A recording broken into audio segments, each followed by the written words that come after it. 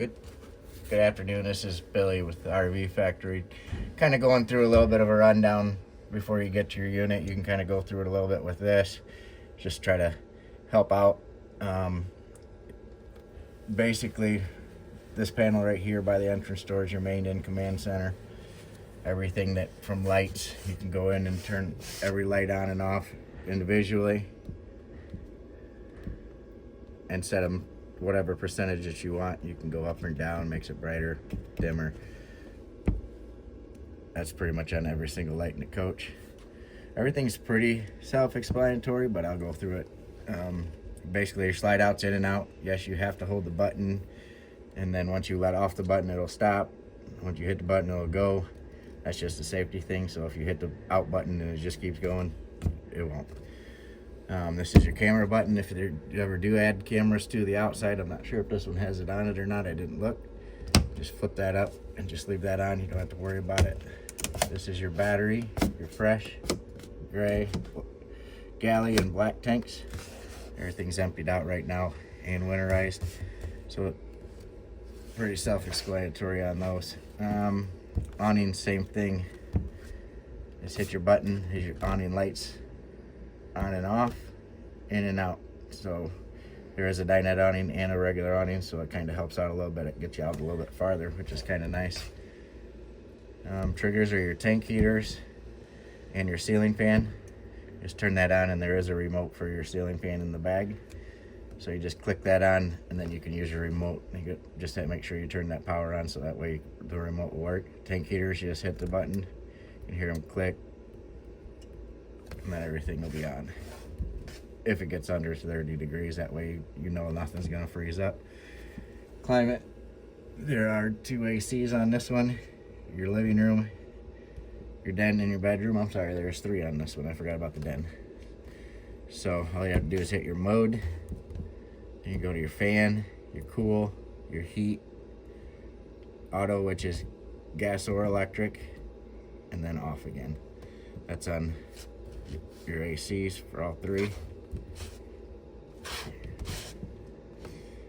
Let's see, generator, you can start it from in here. Just prime it. Normally you don't have to once it's been started, within 4 or 5 days. Every once in a while you'll have to prime it to start it to get some gas up in there. But other than that, you can just go ahead and just push your start button, and there is a stop button. I'm not going to start it because we're inside, but I just had it running.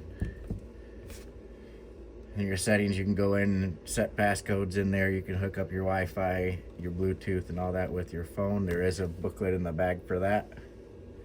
Your water pumps on the bottom, your exterior lights, which are all your lights, and your security lights is which is by your door. Exterior lights are underneath all your jacks. Interior lights, if you're ready to go to bed and you want to turn them off, you can turn them off on this one or your main touch pads in the bedroom or living room. I'll show you those here in just a second. But if you do hit that, it turns everything off. It turns everything on. This is your Truma water heater. It's off right now. When you go outside and you flip it on, then you come inside and then turn that on. The first one is regular. The second one up is Eco, which is just kind of like lukewarm water.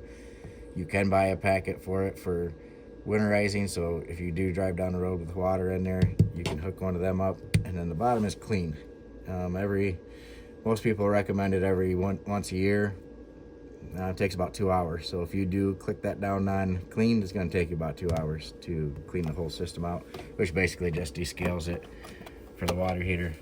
Underneath here is all your fuses. They're all labeled, so you know exactly what's what. Your shades, rear furnace. If anything goes bad, these are resettable fuses, so if it does go off, it will reset itself.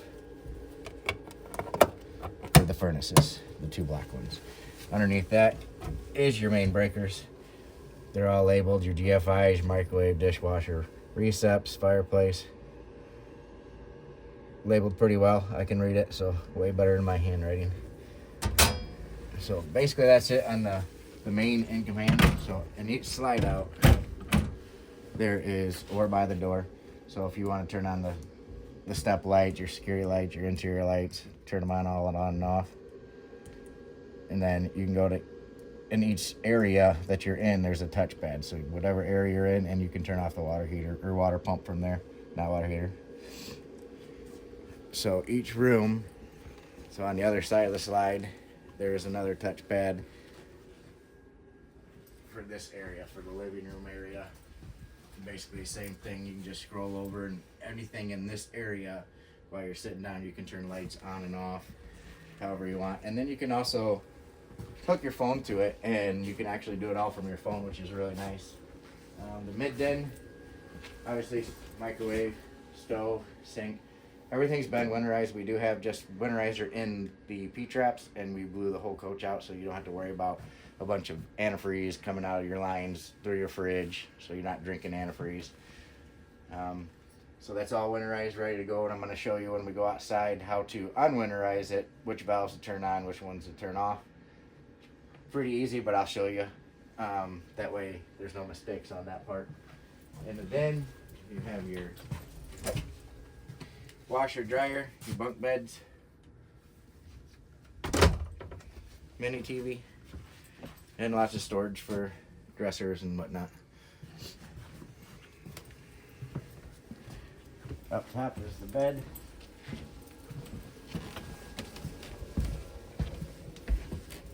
And bathroom. Everything's ready to go. All you have to do is, there is no shutoffs on. There is shutoffs, but they're not shut off, so you're ready to go. Once you get ready and turn the water heater on, everything's good. Bedroom, same thing. Your touchpad by your bed, or you, like I said, you can use your phone. The only two lights that are not on the end command are right underneath. Those are your reading lights, so you can manually turn them on and off. That way you're not bothering nobody if you want to turn lights on or read at night.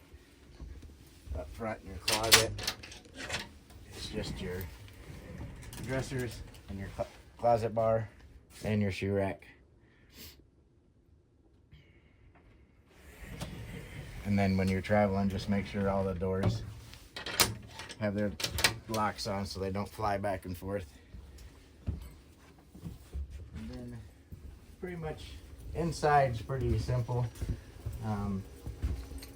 But if you do have questions, you can get a hold of the sales rep, and then they'll either get a hold of me or I can call you, and then we go from there if you have any questions too.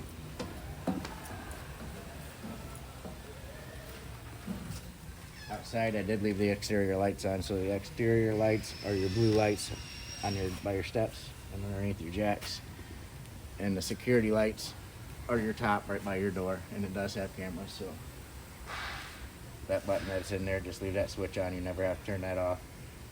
Your outside radio, just hit that, and you can do Bluetooth on that. Outside entertainment center, the remote's in that bag that is on the counter, and it does have a radio for here too. There's just extra ones everywhere. Underneath,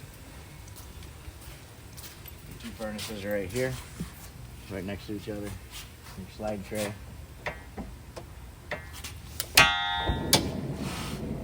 In and out. Now lock in.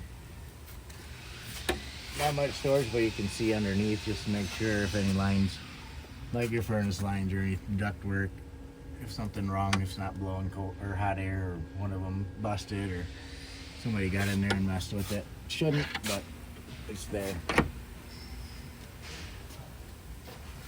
On this side is your LP. It's got the regulator. Your arrow goes one way or the other way, or straight up and down. If you do run it straight up and down, that'll draw off both tanks at once. So if you do use all your fuel, if you're straight up and down, you won't have no more fuel. I usually recommend flipping it over one tank. Use that tank, that way when you do run out, you know you have a full tank to go. And then just flip it over to the other side and you're ready to go. Underneath the front is your generator. Basically, like I said, inside, you just prime it and then start it. I just don't want to start it because we're inside the building right now. There is lights underneath here, and your 12 volt and one disconnects, one here, one down there. This does have a tender solar panel on top, so it helps keep your batteries while it's sitting outside or if it's not plugged in.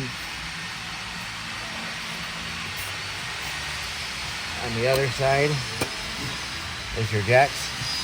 So basically you just turn it on, wait for the two lights to come off, and you can raise and lower your front jacks so you can put it on the truck And then when you're ready, you got the truck out from underneath it, lower it down so it's almost, close to being level, eyeball wise. They don't have to be perfect.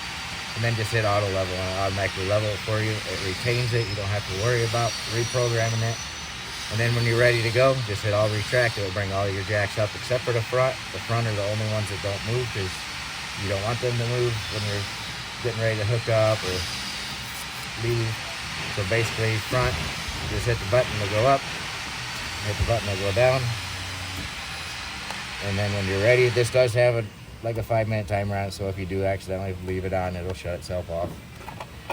The other side, your other LP tank, just sits in there. That's all it does. You don't have to worry about any regulators on this side. It's all on one side. Underneath here is where I want to talk a little bit about the water.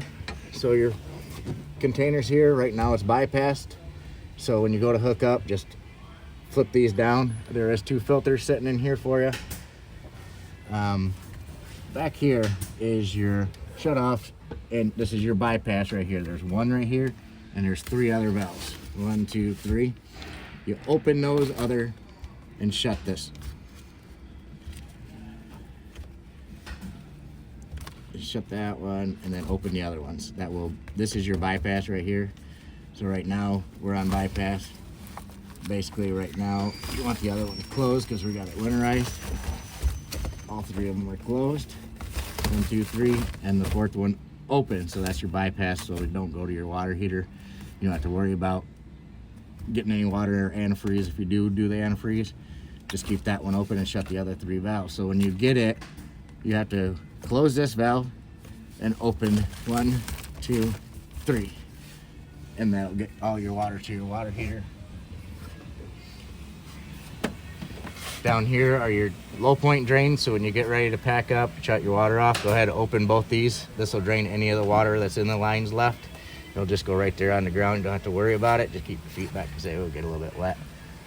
If you do winterize it with the antifreeze, it's the same thing like most places. Just flip it up on winterize, turn your water pump on, and have a little hose with the antifreeze. It'll suck it right in, go through your whole system. Or you can get just a line and blow it out. I do have some extra rubbers for your hoses in here, little filter. Go ahead and throw those in. This is your city fill. So when you get ready to hook up, just throw it on there, run it on city. If you want to fill up your tank, just flip it over to tank. It'll fill your tank. Once your tank is full, it will leak out of the bottom, so you'll know it's full, or you can watch it on the monitor. This is a quick connect. The hose is underneath in the pass-through. The quick connect shower. This is an outside shower.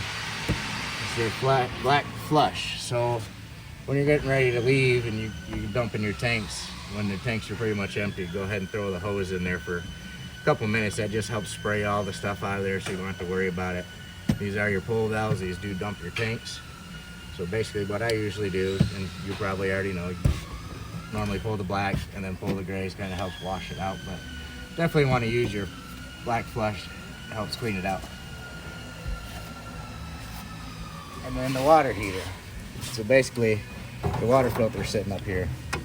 We leave that out so no water can freeze inside this bladder tank. The only tank that's on here is that big. That's it. You just slide this guy in here. It's upside down. Click it on, flip it on, and you're good to go. Once you go inside and turn the switch on, I always recommend turning out here on and then going inside and flipping it up 1. Same thing. I'm going to pull it out since it's winterized, so we know that nothing's in there. That just sits up there when it's cold. If you're in a warm climate and never have to worry about freezing, you can just leave it right in. Cover just sits on and turns on.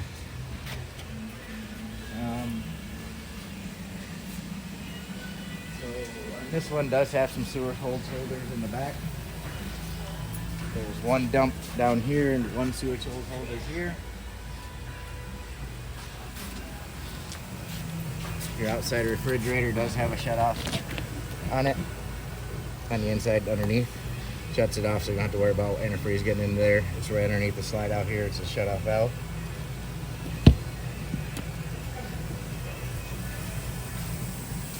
Down here there's your other sewage hose holder. And In this compartment is your power cord reel. You just hit your button and it'll pull it in, and it has an automatic release, so then you can just pull it right out.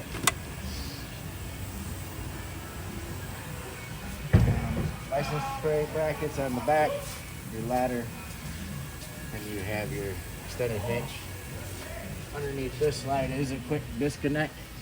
This is if you have an extra hose or a girly that you want to throw on, you know, you could just grab a small hose. It's a quick connect. Just slide that over, opened up, quick hose on. You open it back or close it back up. This is your spare tire holder. You just pull this pin and pop it up and pull it out. It'll actually go out as long as this holder is. So if your slide out's in, you don't have to crawl underneath there and unbolt your tire. So basically that's just a quick rundown. If you have any questions, just get a hold of one of the representatives here and they'll get a hold of us, and I'll gladly give you a call. Thank you.